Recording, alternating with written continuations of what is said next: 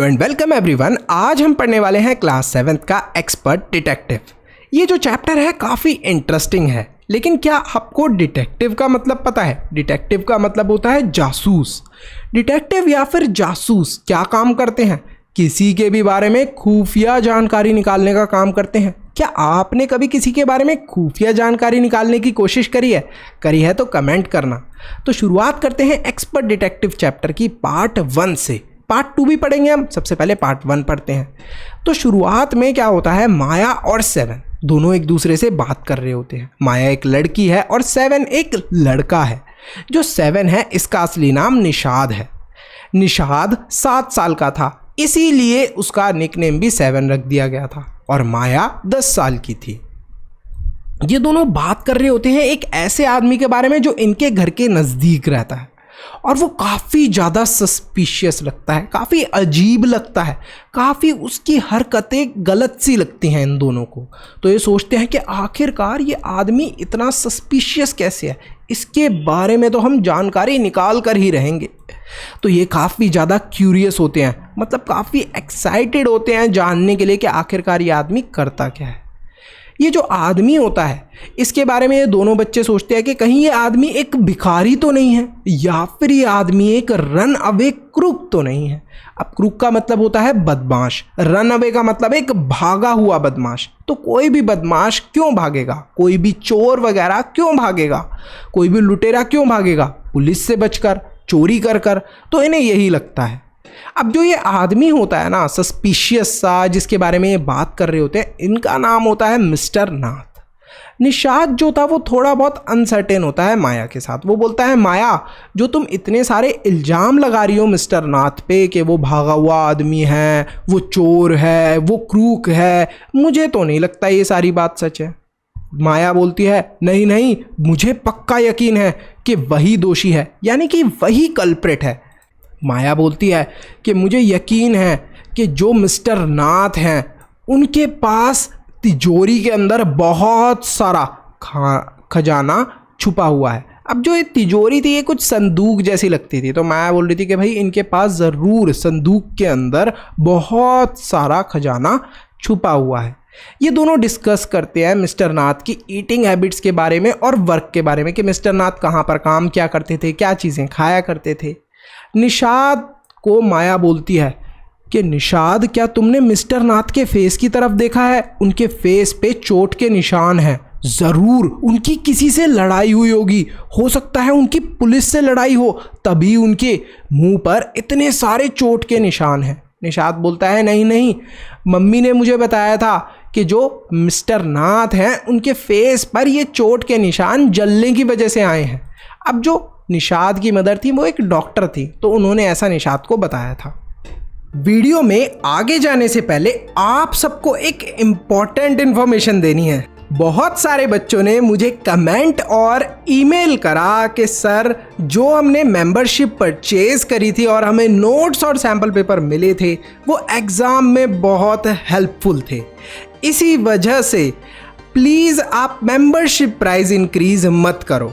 तो आप सबके लिए गुड न्यूज़ है कि मेंबरशिप का प्राइस इंक्रीज नहीं होने वाला, 299 ही रहने वाला है। इसके साथ साथ एक और एक्साइटिंग न्यूज़ है। इस कॉस्ट को और भी अफोर्डेबल बनाने के लिए पहले 1000 बच्चों को मिलने वाला है 70% डिस्काउंट। तो फटाफट अभी मेंबर बन जाओ।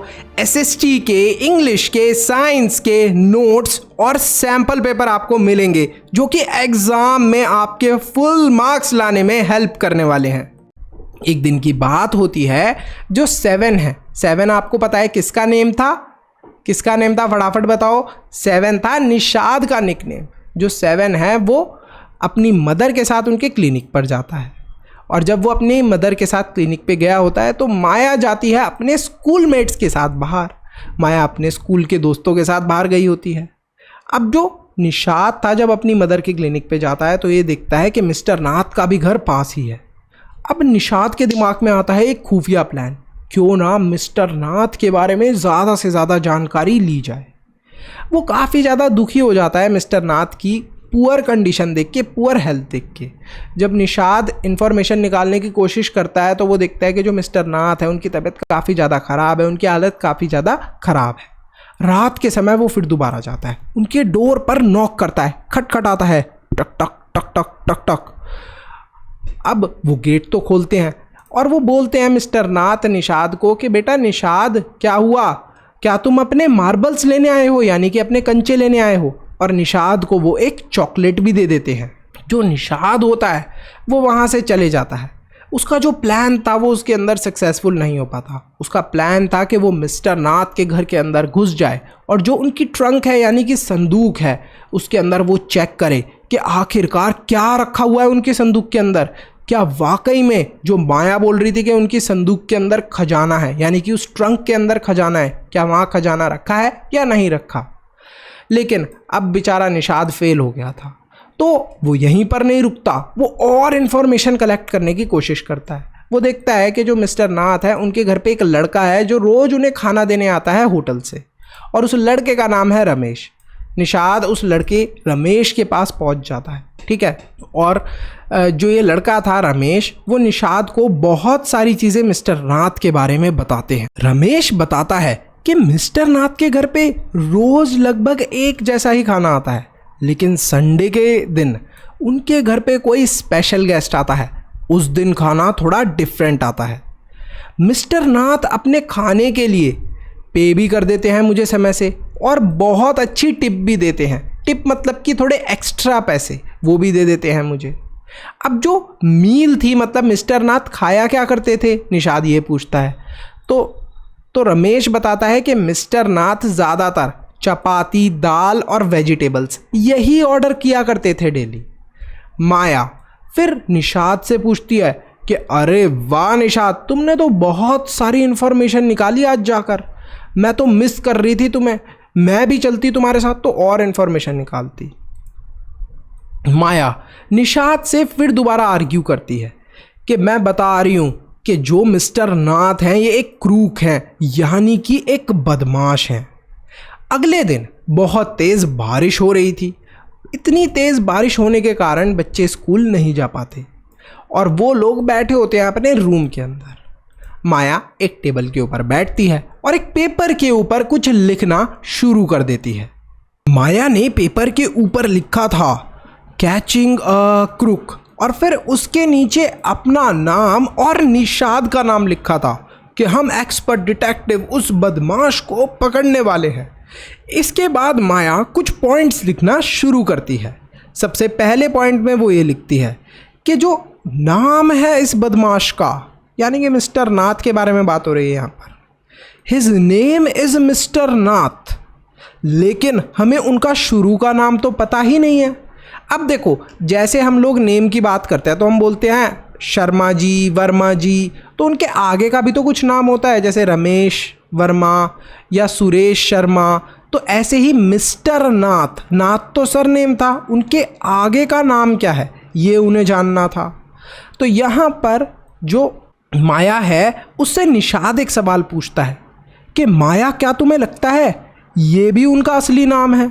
तो माया बोलती है नहीं नहीं, मुझे नहीं लगता कि ये उनका असली नेम है, मतलब मिस्टर नाथ भी उनका असली नेम नहीं है। उन्होंने क्या करा है, उन्होंने एक एलिस नेम रखा है। एलिस नेम का मतलब क्या होता है, मतलब ज़्यादातर जो बदमाश होते हैं ना, मोस्ट ऑफ द क्रूक्स, चोर वगैरह होते हैं, वो अपना नाम बदल लेते हैं। तो यहाँ पर मिस्टर नाथ का भी शायद ये असली नाम नहीं था और उन्होंने अपना नाम बदल लिया था। मिस्टर नाथ के नाम के आगे एक बड़ा सा क्वेश्चन मार्क लगा देती है माया। फिर फैक्ट नंबर 2 लिखती है। वो लिखती है कि जहाँ पर, जिस घर के अंदर मिस्टर नाथ रहते हैं उस जगह का नाम है शंकर हाउस। वहाँ पर बहुत सारे किराएदार रहते हैं। वो लोग ये कहते हैं कि जो मिस्टर नाथ हैं वो पागल हैं, बड़ा ही अजीब बर्ताव करते हैं और अनफ्रेंडली है, मतलब किसी से भी दोस्ती नहीं करते। तीसरे नंबर पर जो माया है वो ये लिखती है कि जो मिस्टर नाथ है वो किसी से भी बात नहीं करते और मैनरलेस है, मतलब जो उनका बर्ताव है वो बहुत ही बुरा है। लेकिन यहीं पर निषाद माया को रोकता है और बोलता है लेकिन माया, उन्होंने हमसे तो बात करी थी। तो माया बोलती है कि भाई देखो, उन्होंने हमसे बात इसीलिए करी थी क्योंकि वो जो हमारी मम्मी है ना डॉक्टर, उनसे मेडिकल ट्रीटमेंट ले रहे हैं, इसी वजह से उन्होंने हमसे बात करी थी। तो निशाद बोलता है कि लेकिन वो तो मम्मी से भी बहुत पोलाइटली बात करते हैं। तो वो फिर दोबारा माया यही बोलती है कि वो मम्मी से भी इसलिए पोलाइटली बात करते हैं क्योंकि मम्मा हमारी उनका ट्रीटमेंट कर रही हैं। फैक्ट नंबर 4, मिस्टर नाथ के पास कोई भी लेटर नहीं आता।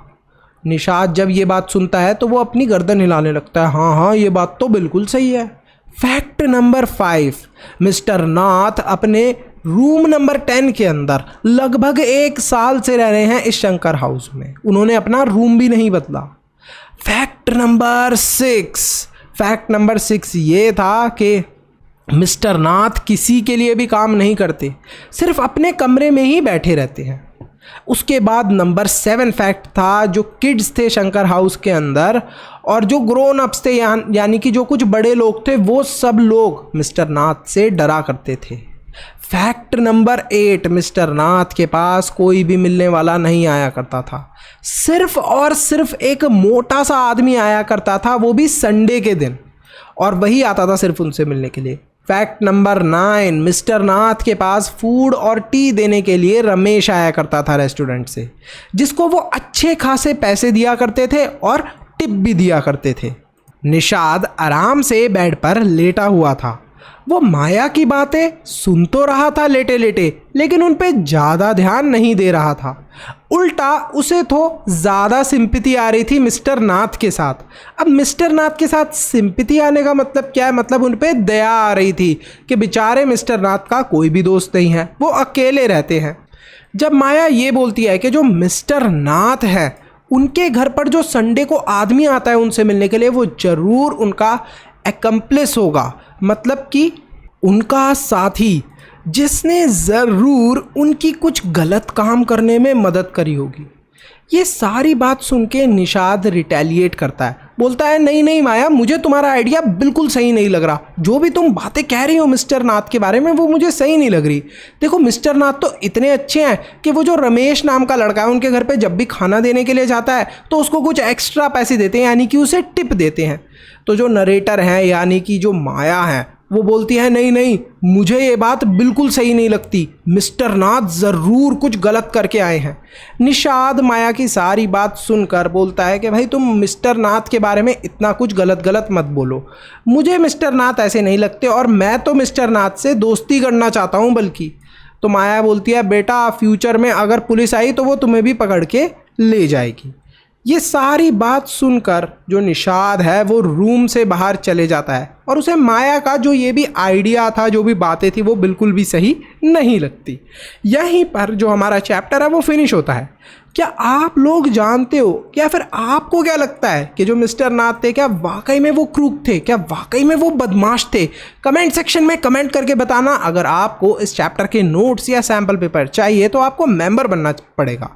अब ये सैम्पल पेपर क्या होते हैं? देखो बहुत सारे बच्चों के कमेंट आए कि सर जब भी हम एग्ज़ाम देने जाते हैं तो बुक के पीछे के तो क्वेश्चन आते ही नहीं, बुक से बाहर के क्वेश्चन आते हैं। अब ये बुक से बाहर नहीं आते क्वेश्चंस आते हैं चैप्टर के बीच में से, कुछ इंपॉर्टेंट पॉइंट्स वाले।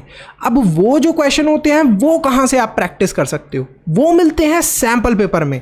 बहुत सारे बच्चों के मार्क्स भी बहुत अच्छे आए, किसी बच्चे के 90% आए, किसी की 85% आई, सैम्पल पेपर अच्छे से सॉल्व करने की वजह से।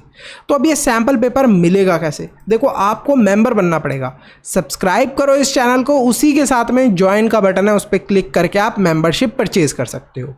फर्स्ट 1000 स्टूडेंट्स के लिए, पहले 1000 बच्चों के लिए स्पेशल डिस्काउंट चल रहा है मेंबरशिप पे, तो फटाफट परचेज कर लेना। उसके बाद डिस्काउंट ऑफर ख़त्म हो जाएगा और मेंबरशिप का प्राइस बढ़ जाएगा।